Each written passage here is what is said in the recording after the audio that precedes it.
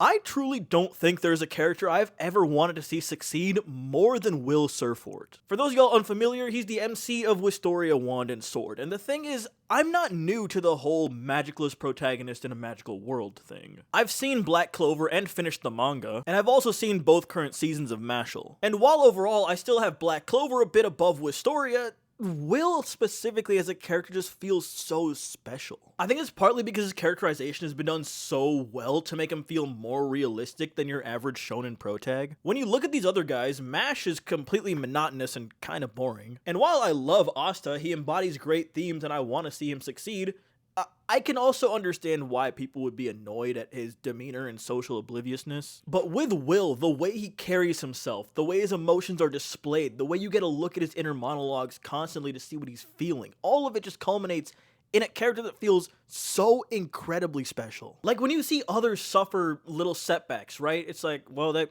kind of sucks, but on to the next thing. But with Will, we are constantly taking that time to feel how it affects him. He's not just keeping a straight face through thick or thin. We see him get sad, we see him get frustrated, we see him get jealous, we see him cry, we see him smile, we see him think about giving up, we see him persevere. We're constantly given ample time to digest these emotions, and we're always hearing what he's thinking, not just what he's saying. By far the biggest thing that stands out, though, is the fact that Will being magicless doesn't just feel like a plot device to cultivate an underdog story, but rather we are constantly reminded of the odds he's up against and how it makes him feel that he has this disadvantage. We're not just told how hard he's working, we see it for ourselves. And all of that together just makes even the smallest of victories feel that much more rewarding. I've watched that fight with Julius from season 1 3 different times now, and every time I get more hype than the last. Even for something like his name getting called for the graduation, I literally had to pause because I was jumping around my room. I could probably count the number of characters who invoke that level of emotion in me